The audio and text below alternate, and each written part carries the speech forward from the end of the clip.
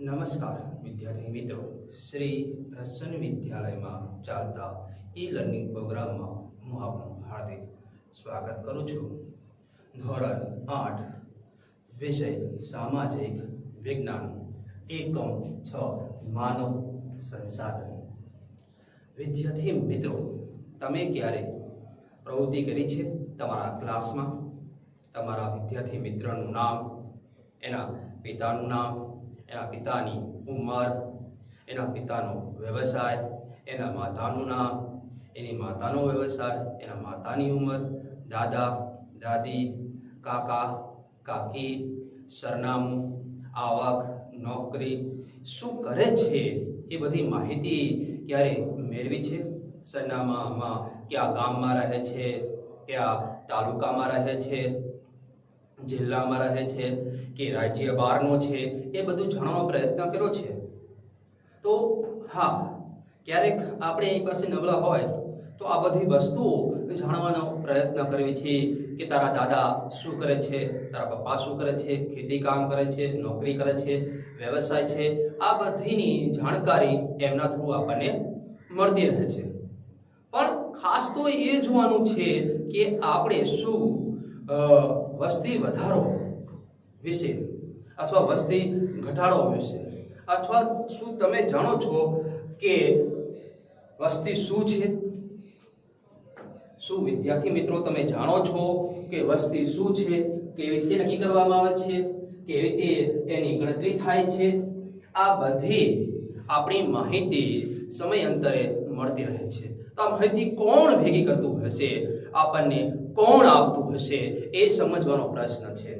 તો કે આપણે જેમ આખા વર્ગખંડની વિદ્યાર્થી દીઠ કુટુંબની માહિતી મેળવી, તેમ સમગ્ર દેશની પણ આવી માનવ વસ્તી સંબંધી માહિતી નિયત સમયે મેળવવામાં આવે છે.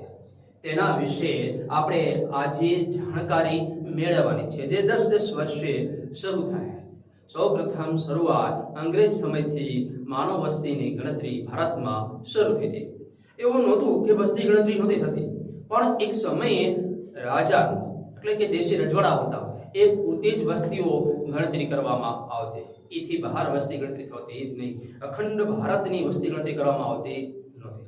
અંગ્રેજો સમયે અખંડ ભારતની વસ્તી ગણતરી કરવામાં આવી. એ પછી આપણે ક્રમશર માનવ વસ્તી જોતા રહ્યા અને માનવ વસ્તી વિશે આપણે જાણ્યું. તો વસ્તી ગણતરી શું છે, શા માટે? તો કે પહેલા વસ્તી ગણતરી આપણે સમજવાનો પ્રયત્ન કરવી કે કોઈ પણ દેશ અથવા કોઈ પણ વિસ્તારમાં વસતા લોકો વિશેની માહિતી વિવિધ રૂપે માહિતી મેળવી અને તેની નોંધણી કરવી અને ગોઠવણી કરવી, એને વસ્તી ગણતરી કહે છે. વસ્તી ગણતરીનો અર્થ એ છે કે દરેક મનુષ્યની ઝીણામાં ઝીણી બાબત સરકાર પાસે હોવી જોઈએ.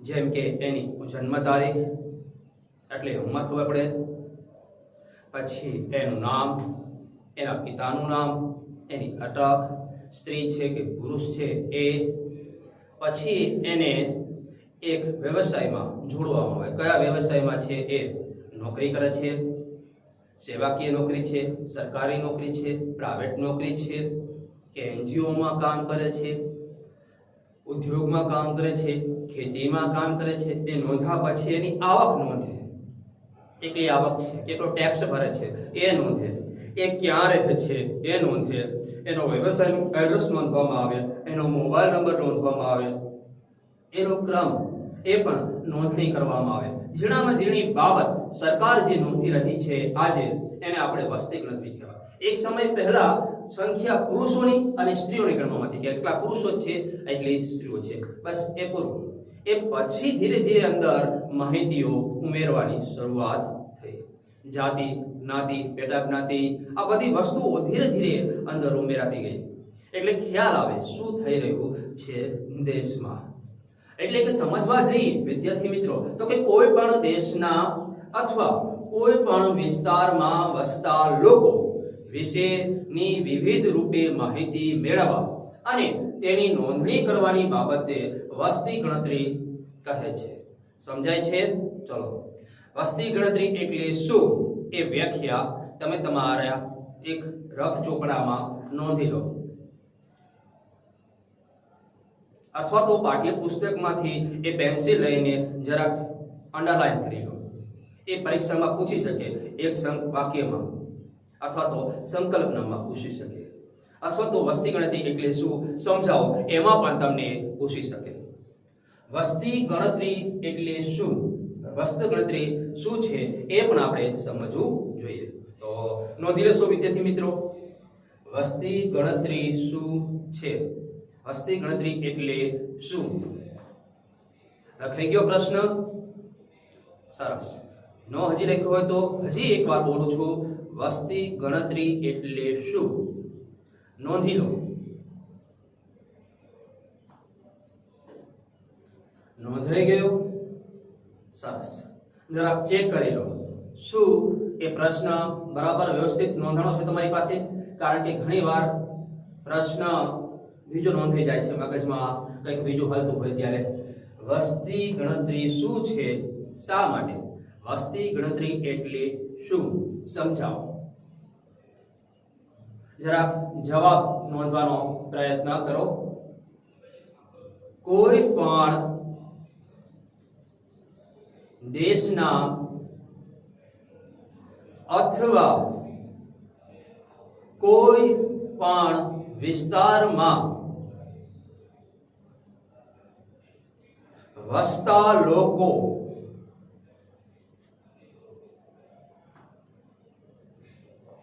વિશેની વિવિધ રૂપે માહિતી મેળવવા અને તેની નોંધણી કરવાની બાબતને વસ્તી ગણતરી કહે છે. લખાઈ ગયું? ચાલો એકવાર હજી ધીમેથી બોલવાનો પ્રયત્ન કરું છું. લખજો, કોઈ પણ દેશના અથવા કોઈ પણ વિસ્તારમાં વસતા લોકો વિશેની વિવિધ રૂપે માહિતી મેળવવા અને તેની નોંધણી કરવાની બાબતને વસ્તી ગણતરી કહે છે. નોંધાઈ ગયું? સરસ. ચાલો હવે આપણે એક બીજી પ્રયત્ન કરી સમજવાનો. વસ્તી ગણતરી એટલે જે દર 10 વર્ષે કેન્દ્ર સરકારના આદેશથી કરવામાં આવે છે, જેને જનગણના અથવા તો વસ્તી ગણતરી કહેવામાં આવે છે. ટૂંકું ટચ. જે દર 10 વર્ષે કેન્દ્ર સરકારના આદેશથી કરવામાં આવે છે. કેટલા વર્ષે? 10 વર્ષે. કોના આદેશથી? કેન્દ્ર સરકારના, જેને વસ્તી ગણતરી અથવા જનગણના પણ કહેવામાં આવે છે. સમજાઈ ગયું? ચાલો નોંધી લો ફરી પાછી લીટી, અથવા તો પાઠ્યપુસ્તકમાં પેન્સિલ લઈને લીટી કરી લો કે જે 10 વર્ષે કેન્દ્ર સરકારના આદેશથી કરવામાં આવે છે, જેને જનગણના અથવા વસ્તી ગણતરી પણ કહેવામાં આવે છે. સમજાઈ ગયું? સરસ. નોંધી નાખ્યું? સરસ વિદ્યાર્થી મિત્રો, આપણા દેશમાં પણ 2011 માં છેલ્લે વસ્તી ગણતરી કરવામાં આવી, કાઉન્ટ કરવામાં આવ્યા હતા, જે લગભગ આઝાદી મળ્યા પછીની 7મી વખતની હતી. હવે 2011 પછી વસ્તી ગણતરી ક્યારે કરવામાં આવશે? હાલનું ચાલી રહ્યું વર્ષ 2021 માં વસ્તી ગણતરી કરવામાં આવશે, જે આઝાદી મળ્યા પછીની 8મી વખતની હશે. કેટલામી વખતની? 8મી વખતની જ્યારે તમે ધોરણ 9 માં આવશો ત્યારે આ પ્રશ્ન પૂછવામાં આવશે કે આઝાદી મળ્યા પછીની વસ્તી ગણતરી કેટલી વખત થઈ? તો કે 8 વખત થઈ. આઝાદી મળ્યા પછીની વસ્તી ગણતરી 8 વખત થઈ. છેલ્લી 8મી વખત આપણે યાદ રાખજો, જે થવા જઈ રહી છે અથવા તો ચાલુ થઈ રહી છે. એનો મૂળ સ્વરૂપનો આંકડો આપણી પાસે હજી આવ્યો નથી, એટલે આપણે વસ્તી ગણતરીનું વર્ષ કહી શકીએ છીએ. વસ્તી ગણતરી થઈ નથી. કોરોના કારણે કદાચ થોડોક સમય હજી વિલંબ થઈ શકે વસ્તી ગણતરીમાં, પણ થશે એટલે તરત મીડિયા તરફ અથવા તો સમાચાર પત્રોમાં અથવા તો મેગેઝિનમાં એ વસ્તીની માહિતી તમને મળી જશે. તમે તમારા જિલ્લાની માહિતી પણ નોંધી લેજો. એમાં કેટલા પુરુષો છે, કેટલા સ્ત્રીઓ છે, કેટલા બાળકો છે, કેટલા વૃદ્ધો છે, આ બધું વ્યવસ્થિત રીતે તમે નોંધી લેજો. હવે 2011માં જે 7મી વખતની આઝાદીનું વસ્તી ગણતરીનું પરિણામ હતું, એના પછી દરેક વ્યક્તિને એક યુનિક નંબર આપવાનો હતો, એટલે કે ઓળખપત્ર, એટલે કે આધાર.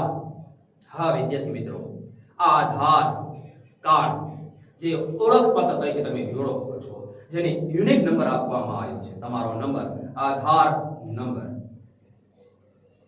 હવે એનો ઉદ્દેશ એ હતો કે લોકો પોતાના નંબરથી જાણતા હોય એ વ્યક્તિની સચોટ માહિતી મળી રહે, જેમ કે એમનો ચહેરાનો સ્કેન, આંખોનો સ્કેન, હાથના સ્કેન એ ભારત દેશ પાસે મોજૂદ રહે, અને એ દ્વારા એના દ્વારા એ વસ્તી નિયંત્રણમાં એ વધુ વ્યવસ્થિત જાણી શકાય કે કયું વ્યક્તિ કોની સાથે જોડાયેલું છે, કોણ બહારના આવેલું છે, કોણ ભારતનું છે, કોણ ભારતમાંથી બહાર ગયું છે.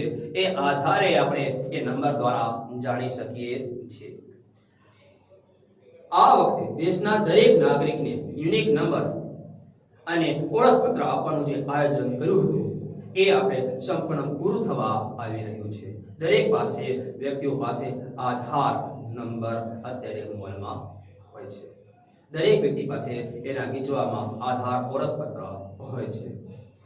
હવે એ વસ્તી જે આપણે વસ્તી વિશેષતાનું મહત્વ છે આ વખતે, તો કે 2011ની વસ્તી ગણતરીની શું વિશેષતા હતી વિદ્યાર્થી મિત્રો? તમને પરીક્ષામાં પૂછવામાં આવે તો તમારે યાદ રાખવાનું રહેશે કે વસ્તી ગણતરીની નોંધણીમાં એક યુનિક નંબર આપવાની વાત થઈ હતી, એટલે કે ઓળખપત્રનો નંબર, આધાર કાર્ડ આપવાની વાત થઈ. દરેક ભારતના નાગરિક તરીકે પોતાના કુટુંબની સાચી માહિતી આપવી, વસ્તી ગણતરી દરમિયાન સહકાર આપવો એ આપણી ફરજ છે. વસ્તી ગણતરી વખતે વિદ્યાર્થી મિત્રો દરેક વ્યક્તિએ શું આપવું જોઈએ? વસ્તી ગણતરી જે કરવા અધિકારી આવે છે એને તમારે સંપૂર્ણ રીતે સહકાર આપવો જોઈએ અને સાચી માહિતી આપવી જોઈએ, જે દરેક ભારતના નાગરિક તરીકેની આપણી ફરજ છે. આના આધારે આપણા દેશમાં બાહરી આંતરિક આતંકવાદી જે પ્રવૃત્તિ કરવા આવી રહ્યા હોય એની આપણે માહિતી મળી રહે છે. હવે જોવા જઈએ તો કે માનવ વસ્તી એ દેશનું સંસાધન છે. શું છે? દેશનું સંસાધન, મૂડી. તમે કહેશો કે સાહેબ માનવ કેવી રીતે મૂડી? સોનું મૂડી ગણી શકાય, રૂપિયા ગણી શકાય, ચાંદી ગણી શકાય, ધાતુ લઈ શકાય, મિલકત લઈ શકાય, જમીન લઈ શકાય, મકાન લઈ શકાય, દુકાન લઈ શકાય, ફ્લેટો લઈ શકાય, પણ આ મિલકત કેવી રીતે કરી શકાય? માનવ સંસાધન મતલબ જેનો આપણે ઉપયોગ કરીએ છીએ, એક માનવની બીજા માનવ દ્વારા એ મદદરૂપ થાય છે. એટલે કે આપણે ઘણીવાર આપણા ખેતરમાં મજૂર રાખીએ છીએ, એટલે કે એક માણસ રાખીએ છીએ, એને કામના બદલામાં આપણે વળતર આપીએ છીએ, એટલે એ માનવનો આપણે ઉપયોગ કર્યો, માનવ શક્તિનો ઉપયોગ કર્યો, એટલે એ માનવ સંસાધન કહેવામાં આવે છે. કોઈ પણ દેશનો વિકાસનો મોટો આધાર એ માનવ સંસાધન પર રહેલો છે. કોઈ પણ દેશનો વિકાસ મોટો આધાર એના માનવ સંસાધન પર રહેલો છે. કેમ? કારણ કે એ દેશની જે માનવ વસ્તી છે એ સૌથી મહત્વની છે. કેવી છે એ મહત્વની છે. ભણેલી છે પ્લસ ગણેલી છે, હોશિયાર છે, બુદ્ધિ શક્તિ ધરાવે છે, એ પણ મહત્વનું છે. માનવને સૌથી વધુ મૂલ્યવાન કુદરતે આપી હોય તો એ બુદ્ધિ છે, અને એ બુદ્ધિ ક્ષમતાને આધારે પોતાની જીવન જરૂરિયાતની ચીજ વસ્તુઓ એ વિકાસતો જાય છે. જો પહેલાનો આદિમાનવ જુઓ અને આજનો આધુનિક માનવ જુઓ. રાજાઓ પાસે જે નહોતું એ આપણી પાસે છે. આદિમાનવ પાસે જે વસ્તુઓ નહોતી એ આપણી પાસે છે. કઈ વસ્તુ આપણે સંશોધનમાં બાકી રાખી છે એનું આપણે લિસ્ટ બનાવ્યું છે અને સંશોધન કામ તરફ ચાલી રહ્યું છે. એટલે એવું કહી શકાય કે કોઈ પણ દેશના વિકાસનો મોટો આધાર એ માનવ સંસાધન પર રહેલો છે. એટલે કે માનવ વસ્તી એ દેશની મૂડી છે. શું છે? માનવ વસ્તી એ દેશની મૂડી છે, એટલે કે મિલકત છે, નાણું છે. જેવું માનવ વસ્તી ગુણવત્તાવાળી એવું એ દેશની માનવ વસ્તીની ગુણવત્તા ધારવામાં આવે છે. હવે તમને થાય કે દેશનો વિકાસ એ માનવ વસ્તી દ્વારા કીધે કરી શકાય. માની લો કે સોનું છે, ચાંદી છે, આપણી પાસે હીરા છે, ઘણું બધી વસ્તુ છે, ખનિજ પેટ્રોલિયમ છે, પણ એને ઉપયોગ કરવા વાળી સિસ્ટમ માનવ નથી તો આ બધી વસ્તુ કઈ જ નથી. જેમ એક સમયે આદિમાનવ પાસે આ બધું હતું છતાં પણ એનો ઉપયોગ કરતા આવડતું નહોતું, એટલે સંસાધન નહોતું. ન તો માનવ સંસાધન તરીકે ગણી શકાય, કારણ કે એક માનવ બીજા માનવને કામમાં આવતો નહોતો. જરૂરિયાત વધતી ગઈ એમ એક માણસ બીજા માણસની મદદ કરતો ગયો અને એ મદદના રૂપમાં એ વળતર આપતો ગયો. આ રીતે માનવ સેવાની શરૂઆત થઈ. માનવ શક્તિનું મૂલ્ય વાપરવાની શરૂઆત થઈ. એટલે એ વસ્તી જો સારી હશે, ગુણવત્તાવાળી, બુદ્ધિ ક્ષમતાવાળી, હોશિયાર, તો એ દેશનો વિકાસ ને વસ્તીનો વધારો વિકાસ થઈ શકે છે. દેશના વિસ્તાર અને કુદરતી સંપત્તિ થકી જ દેશના વિસ્તાર અને કુદરતી સંપત્તિ થકી જ દેશનો વિકાસ થતો હોય છે. દેશનો આર્થિક વિકાસ જોવા જઈએ કે સંપત્તિ દ્વારા જોવા જઈએ કે એનો દેશનો વિકાસ થતો નથી. પણ ક્યારે થતો નથી? કે જ્યારે એની પાસે માનવ સંસાધન નથી મૂલ્યવાન, અથવા તો સત નથી. માનો કે એક રણ છે હજારો કિલોમીટર, પણ અંદર માનવ વસ્તી નથી, તો શું એ રણમાં રહેલું ખનિજ તેલ, શું એ ખનિજ તેલથી રણ વિસ્તાર વધી શકશે? પણ નહીં. માની લો કે રણ વિસ્તારમાં અમુક પ્રજાતિઓ વસે છે અને એ વસ્તીઓને ખબર પડે છે કે આમાં ખનિજ તેલ છે, દુનિયાને બહુ જરૂરી છે. એ ખનિજ તેલ કાઢશે અને એનું વેચાણ કરશે, અને વેચાણથી જે મૂડી આવશે એ ખનિજ કાઢવા માટેની સિસ્ટમો વધારશે, પોતાનું જીવન ધોરણ વધારશે. એટલે કે આરોગ્ય, શિક્ષણ, કાર્યકુશળતા એની વસ્તુઓ એ લોકો વધારશે, અને એના કારણે એ દેશના વિસ્તાર અને કુદરતી સંપત્તિ થકી જ દેશનો વિસ્તાર થાય છે. પણ સાથે સાથે એ માનવ વસ્તી પણ એના માટે એટલી જ મૂલ્યવાન છે. નકરી કુદરતી સંપત્તિ થકી જ દેશનો વિકાસ થતો નથી. દેશનો વિકાસ માનવ વસ્તી દ્વારા નક્કી કરી શકાય છે. દેશનો આર્થિક વિકાસનો પાયો એ દેશની માનવ વસ્તીનું કદ અને ગુણવત્તા પર રહેલો છે. શેના પર રહેલો છે? તો કે કદ અને ગુણવત્તા પર રહેલો છે. વસ્તી વિસ્ફોટ વધી જાય હોય, એ દેશની વસ્તી ખૂબ મોટા પ્રમાણમાં હોય, પણ એની અંદર ગુણવત્તા ન હોય તો એ કઈ કામની નથી. માનવ વસ્તી ઓછી છે પણ ગુણવત્તાવાળી છે, પણ હાવ ઓછી છે તો પણ કઈ કામનું નહીં. એટલે એક ક્રમ જળવાઈ રહેવો જોઈએ માનવ વસ્તીનો, તો એ મૂલ્યવાન થઈ શકે. સાથે સાથે ગુણવત્તાવાળી પણ હોવી જોઈએ. જો એ ગુણવત્તાવાળી હશે તો લોકોના આરોગ્ય, શિક્ષણ અને કાર્યકુશળતા તેમજ મહેચ્છાઓ જેવી બાબતો ઉત્પાદકતા વધારે છે. બાકી આદિમાનવ જિંદગીમાં એની સાથે કઈ જ મતલબ હોતો નથી, એને કઈ જરૂરી નથી, તો એની કઈ મૂલ્ય વસ્તુ થતું નથી. ના તો એ દેશની શિક્ષણમાં કઈ ફેર પડે છે, ના તો એ આરોગ્યમાં પડે છે, ના તો એની કાર્યકુશળતામાં ફેર પડે છે. બસ એક પ્રકારનું જંગલી જીવન જે આદિમાનવ જીવતા હતા, કપડા વગરનું, ખાવું, શિકાર કરવો અને શું, બસ, અને પોતાનું રક્ષણ કરવું. જેમ જેમ એની ઈચ્છાઓ વધતી ગઈ તેમ તેમ ઉત્પાદકતા શક્તિઓ વધતી ગઈ. જેમ સાદો ફોન આપણો ટ્રેન વાળો હતો, એની જગ્યાએ સ્માર્ટફોન આવી ગયા છે. એ ઈચ્છાઓ સાથે વધે છે. જેમ પંખાઓ એક સમય હતા હાથ પંખાઓ માથ ફેરવવા માટે માણા રાખતા હતા. આજ એ પંખાઓ 6 તાર છે અને રેગ્યુલેટર આપણે ફેરવવા જતા હતા, આજ એની જગ્યાએ રિમોટથી થાય છે.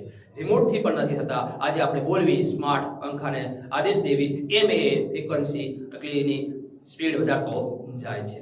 આ ઈચ્છાઓ થાય આપણે કે આવું થાય તો, અને એના આધારે શોધ થાય છે અને એના આધારે ખનિજ ધાતુઓ કે ખનિજ પેટ્રોલિયમની વસ્તુઓનો વપરાશ થાય છે. તેથી દેશનો વિકાસ થાય છે, ના કે કુદરતી સંપત્તિ. હા, ચોક્કસ કુદરતી સંપત્તિ વગર માનવ વિકાસ થઈ શકતો નથી. બે એક સિક્કાની પૂરક બાજુ છે. કેવી રીતે? તો કે માન લો કે ગુણવત્તાવાળી વસ્તી છે પણ એની પાસે આ કુદરતી સંપત્તિ નથી તો એ વિકાસ કરી શકશે નહીં. માની લો કે જીવન જરૂરિયાતની અમૂલ્ય વસ્તુ પાણી નથી આપી પાસે તો આપણું જીવન સંભવ નથી, એટલે આપણે પણ રહેશું નહીં. આપણા દેશની વસ્તીની ગુણવત્તા જાણવા અને દેશના આર્થિક વિકાસનું આયોજન કરવાનો હેતુ એ વસ્તી ગણતરી કરવામાં આવે છે. શેના આધારે કરવામાં આવે છે? તો કે આપણા દેશની વસ્તીની ગુણવત્તા જાણવા અને દેશના આર્થિક વિકાસનું આયોજન કરવાના હેતુથી વસ્તી ગણતરી કરવામાં આવે છે. દેશની વિકાસલક્ષી પંચવર્ષીય યોજનાઓ જે 5-5 વર્ષે આપણા વિકાસ માટે મૂકવામાં આવે છે, એના માટે પણ વિકાસના ધ્યાન રાખવા માટે વસ્તી ગણતરી જરૂરી છે. એની વસ્તી ગુણવત્તા જાણવી ખૂબ જરૂરી છે. આ ઉપરાંત ખોરાક, દેશમાં કેટલા ખોરાકની જરૂર છે, કેટલો બહારથી લાવવો છે, કેટલો નિકાસ કરવો છે, એ પણ વસ્તીના આધારે નક્કી કરવામાં આવે છે. દેશમાં એક સમયે આપણા સુરેન્દ્રનગરની વાત કરવી તો કે પાણી, તો કે ભોગાવો હતો, કુવાઓ હતા, વાવ હતી, એનાથી પાણીની સમસ્યા પૂરી થતી. પણ જેમ જેમ માનવ વસ્તી વધતી ગઈ એમ એમ પાણીની તંગીઓની સમસ્યા ઊભી થઈ. આપણે ડેમ બનાવવો પડ્યો, ડેમમાં પાણી નર્મદાનું કાયમી ઠરવું પડે છે. આ એક આયોજનનો ભાગરૂપ છે, કારણ કે વસ્તી વધે છે એમ પાણીની સમસ્યાઓ વધતી જાય છે અને પાણીની સમસ્યાઓ હલ કરતા કરતા નવા સાધનો આપણે વિકસાવતા જઈએ છીએ. રહેઠાણ, મકાન, તો એક સમયે આપણે વઢવાણનો વિસ્તાર જોઈએ તો કે ફરતો ગઢે અંદર તો ગઢની બહાર માનવ વસ્તી બહુ જ ઓછી નહિવત પ્રકારમાં જોવા મળતી હતી. આજ જો ફરતા ગઢ ફરતો કેવડો મોટો વિસ્તાર થઈ ગયો છે. મારા અંદાજે ગઢ જેવડો વિસ્તાર આપણે લગભગ 4 થી 5 વાર વિકસાવી શકીએ એટલી બધી માનવ વસ્તી આપણી પાસે થઈ ગઈ છે. એટલે રહેઠાણની પણ વ્યવસ્થાઓ આપણે ઊભી કરવી પડે છે. આ ઉપરાંત જોઈએ તો કે એ વસ્તી છે એને રોજગારી આપવા માટે આપણે ઉદ્યોગ પણ વિકસાવવા પડે છે. સરકારને વિકસાવવા પડે છે અને મંજૂરી આપવી પડે છે, અથવા તો એને ચલાવવા માટેની સહાય આપવી પડે છે. જેમ કે અગરબત્તી ઉદ્યોગ છે, પાપડ ઉદ્યોગ છે, સિલાઈ મશીન ઉદ્યોગ છે, આ બધા ઉદ્યોગો માટે એ સહાય આપે છે. વીજળી, એક સમયે વીજળી આપણે ઓછી જોતી હતી, આજ આટલી બધી 5 થી 6 લાખ માનવ વસ્તી છે તો એ વીજળી એમાં જરૂરી છે. કારણ કે વીજળી એક સમયે એક પંખો રાખતા, આજે માણસ પંખો, કુલર, ફ્રીજ, એસી, વોશિંગ મશીન વસ્તુઓ વિકસાવતો ગયો. જેમ જેમ આધુનિક યુગમાં ઇલેક્ટ્રોનિક વસ્તુઓ વિકસાવતો ગયો એમ એમ વીજળીની માંગ વધતી ગઈ. રોજગારી પણ આપણે સરકારે વધારવી પડે છે. નોકરીઓની જાહેરાત કરવી પડે છે, નોકરીઓ માટે ભરતી કરવી પડે છે. આ બધી સરકારે વસ્તીને અનુસંધાનમાં કરવું પડે છે. ખોરાક જોવા જઈએ તો એનું સંરક્ષણ દ્વારા મનુષ્યના વિકાસ માટે પણ જરૂરી છે. આ ઉપરાંત શિક્ષણ, એક સમયે આપણા શહેરની અંદર એક હતી સ્કૂલ, આજે ઘણી બધી સ્કૂલો, કોલેજો, યુનિવર્સિટી સ્થાપવાનો પ્રયત્ન આપણે ચાલી રહ્યા છે. એક યુનિવર્સિટી હતી, બીજી યુનિવર્સિટી આવી, પછી ત્રીજી આવશે, ચોથી આવશે, એમ એમ જેમ વસ્તી વધશે એમ આપણે શિક્ષણનું પ્રમાણ વધારતા જઈશું. સંરક્ષણની બાબતમાં તો કે એક સમયે 4 થી 2 પોલીસ વાળા આપણું રક્ષણ કરી શકતા હતા. આજે આખી બટાલિયન જેટલી પોલીસ આપણે ઊભી રાખી છે આપણા રક્ષણ માટે. આયોજન કરવાના ભાગરૂપે પણ વસ્તી ગણતરી કરવી ખૂબ જરૂરી છે. કઈ બીજો વિકાસ કરવો હોય તો જોયું કે આપણા સુરેન્દ્રનગરમાં એરપોર્ટ નથી તો પણ એ પણ આપણે વિકસાવવા માટે પ્રયત્ન કરી રહ્યા છીએ કે એરપોર્ટ આવશે અને આપણે પ્લેન થ્રુ અહીંથી આપણે વિદેશ ઝડપી જઈ શકશું. હવે તો મિત્રો કદાચ તમને ખબર હશે કે આપણા વસ્તી અંગેનો ખ્યાલ ભારતમાં સૌથી વધુ મનુષ્યની થાય છે. સાથે સાથે હવે આપણે ભારતમાં લુપ્ત થતા પ્રાણીઓ, વાઘ, જે ગુજરાતમાંથી ગાયબ થઈ ગયા છે. સિંહ, ગીધ, ચકલીઓ, મોર જેવા પ્રાણીઓની, પક્ષીની પણ આપણે વસ્તી ગણતરી કરીએ છીએ. આ ઉપરાંત વૃક્ષોની પણ હવે આપણે ગણતરી કરી રહ્યા છીએ. સુરેન્દ્રનગર જોવા જઈએ તો કે અમદાવાદ કરતાનું પ્રમાણ, માનવ વસ્તી, ઉદ્યોગનું પ્રમાણ ઓછું છે, પણ છતાં આપણો ગરમીનો પારો વધુ થાય છે. શેના સ્વરૂપે? તો કે વન વિભાગના સ્વરૂપે. આપણી પાસે વન વિભાગ નથી, એટલે કે વૃક્ષોની સંખ્યા એટલી હોવી જોઈએ એટલી નથી. એના કારણે આપણે ગરમીનો માહોલ સહન કરવો પડે છે. તો કે ચંદનના વૃક્ષોની પણ આપણે વાવણી કરવી પડે છે. આંબા જેવા, લીમડા, પીપળો, આ બધી આપણે વૃક્ષની ગણતરી કરીને એની જનસંખ્યામાં દર ચોમાસામાં આપણે ઉમેરીએ છીએ. તથા પાલતુ પ્રાણીઓ અને પ્રાણીઓની ગણતરી હાથ ધરવામાં આવી છે. એનું કારણ એ છે કે એ પણ કુદરતી જીવનની થકી આપણા માટે અતિ મૂલ્યવાન વસ્તુ છે. હવે વિદ્યાર્થી મિત્રો, તમને ભારત વસ્તી અંગેનો ખ્યાલ આવી ગયો. તો હવે એના આધારે આપણે ચોક્કસ અમુક પોઈન્ટ જે એક્ઝામમાં પૂછાઈ શકે છે એવા આપણે લઈએ. 5. પહેલું, આપણા દેશનો કુલ ભૂમિ વિસ્તાર 32,87,263 ચોરસ કિમી છે, એટલે ચોરસ કિલોમીટર તમને જોવા મળે છે. પરીક્ષામાં તમને પૂછાઈ શકે કે આપણા દેશનો કુલ ભૂમિ વિસ્તાર કેટલો છે. ચલો નોંધી લો છો વિદ્યાર્થી મિત્રો પ્રશ્ન. આપણા દેશનો કુલ ભૂમિ વિસ્તાર કેટલો છે? અથવા તો પેન્સિલ લઈને તમારા પાઠ્યપુસ્તકમાં ટિક કરો. હવે જવાબ ઉપર નજર રાખી અને શાંતિથી આપણે લખીએ. આપણા દેશનો કુલ ભૂમિ વિસ્તાર 32,87,263 ચોરસ કિલોમીટર છે. હવે દુનિયાના કુલ વિસ્તાર પૈકી ફક્ત ભારતમાં કેટલો વિસ્તાર છે આપણી પાસે? તો જોવા જઈએ તો કે દુનિયાના કુલ વિસ્તાર પૈકી ફક્ત ભારતમાં 2.42% છે, એટલે 100% માંથી આપણી પાસે 2.5% જેટલી જમીન વિસ્તાર છે. આ વિસ્તાર જોવા જઈએ તો વિસ્તારની રીતે ભારત દુનિયાના ક્રમમાં 7મો ક્રમ આવે છે. તો આપણી પહેલા કેટલા ક્રમો આવે છે? વિસ્તાર, દુનિયાના કુલ વિસ્તાર પૈકી ભારતમાં કેટલો વિસ્તાર જોવા મળે છે? કેટલા ટકા જોવા મળે છે? તો કે દુનિયાના કુલ વિસ્તાર પૈકી ફક્ત ભારતમાં 2.42% જોવા મળે છે. બે પ્રશ્ન નોંધાઈ ગયા. એકવાર ચેક કરી લો. આપણા દેશનો કુલ ભૂમિ વિસ્તાર કેટલો છે? આપણા દેશનો કુલ ભૂમિ વિસ્તાર 32,87,263 ચોરસ કિલોમીટર છે.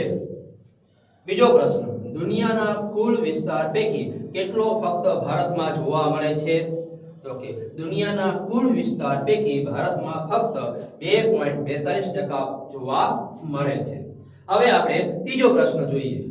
વિસ્તારની દ્રષ્ટિએ દુનિયાના ક્રમમાં ભારતનો કેટલો ક્રમ આવે છે? વિસ્તારની રીતે ભારત દુનિયામાં કેટલામા ક્રમે આવેલ છે? નોંધાઈ ગયો તો કે 7મા ક્રમે. વિસ્તારની રીતે ભારત દુનિયામાં 7મા ક્રમે આવે છે. હવે ચોથો પ્રશ્ન જોઈએ આપણે. દુનિયાની કુલ વસ્તીના 16% થી વધુ લોકો વસ્તી ભારતમાં રહે છે. 100% માંથી 16% ભારતમાં છે. દુનિયાની કુલ વસ્તીના 16% થી વધુ લોકો ભારતની વસ્તી ભારતમાં તમને જોવા મળે છે. એટલે કેટલામાં છે આપણી પાસે? તો કે 1.21 કરોડ. તો કે અત્યારે હાલમાં કેટલી થઈ છે? તો કે અંદાજિત માનવી આપણે 18 કરોડ ઉમેરાય છે અથવા 15 કરોડ, તો 35 આજુબાજુ થવાની શક્યતા રહે છે. ભારતમાં ચીન પછી ભારતનો ક્રમ આવે છે વસ્તી વધારામાં. દુનિયામાં જોવા જઈએ તો આપણે કેટલામાં આવે છે? દુનિયામાં ચીન પછી ભારતનો બીજો ક્રમ આવે છે. વસ્તીમાં ચીન પછી આપણો ક્રમ આવે છે. પહેલો ક્રમ કોનો છે વસ્તી વધારવામાં? અત્યારે ચીન છે, અને એના પછી આપણે ભારતમાં નોંધ કરી શકીએ છીએ.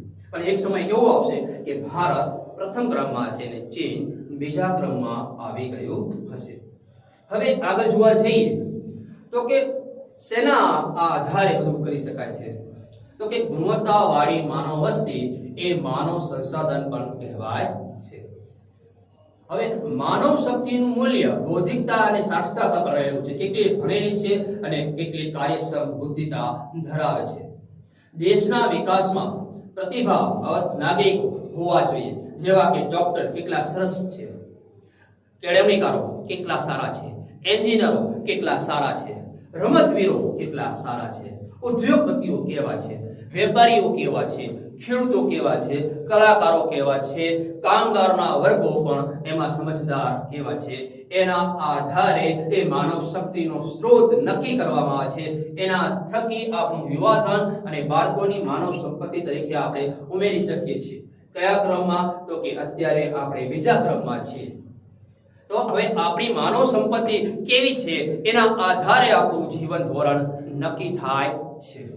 ગુણવત્તા એટલે કે કેવા ડોક્ટરો, કેવા શિક્ષકો, કેવા એન્જિનિયરો, કેવા રમતવીરો, કેવા ઉદ્યોગપતિઓ, કેવા કલાકારો, કેવા ખેડૂતો, કેવા વેપારીઓ, આ બધું કેવા કામદારો, આ બધા સાથે આપણી સમજ શક્તિ જોડાયેલી છે. હવે આગળ જોવા જઈએ તો કે વસ્તી વૃદ્ધિનો આપણે ખ્યાલ મેળવી વિદ્યાર્થી મિત્રો. તો કે વસ્તી વૃદ્ધિ 2001 થી 2011 માં જોવા જઈએ તો કે આપણે 18 કરોડની સંખ્યા આપણે ની આસપાસ વધારો થયો છે. 2001 માં થી 2011 ના દાયકા દરમિયાન 10 વર્ષમાં 18.1 કરોડ જેટલી જનસંખ્યાનો આપણે વધારો થયેલો છે. છતાં પણ વસ્તી વધારાનો દર ઘટ્યો છે એવું કહી શકાય, કે જે અગત્યની વાત છે આપણા માટે. કારણ કે આજે શિક્ષિત વર્ગો માનવ વસ્તી વધારાનો ધ્યાનમાં રાખીને બધું વપરાશ કરે છે. ઉપરાંત શિક્ષિત નાગરિકોની સંખ્યા પણમાં વધારો થયો છે. ભણેલા ગણેલાની સંખ્યામાં વધારો થયો છે. 2001 માં વસ્તી ગણતરી આપણી 102 કરોડ જેટલી હતી. આજે 2011 માં 121 કરોડ જેટલી આપણી માનવ વસ્તી આપણને જોવા મળે છે. કેન્દ્ર સરકારના વસ્તી વધારાની બાબતોને ચિંતિત થઈને આ બધા પગલાં લેવામાં આવ્યા છે અને આ પગલાંને કારણે આપણી વસ્તી વધારો આપણા કંટ્રોલમાં ધીરે ધીરે આવતો જાય છે એવું આપણને લાગે છે. પરિણામે 1.7 જેટલો વસ્તી વૃદ્ધિનો દર આજે આપણો નીચો ગયો છે. સમજાઈ ગયું? ચલો એક વિદ્યાર્થી મિત્રો વળી પાછી આપણે નજર મારી લેવી પ્રશ્નો પર.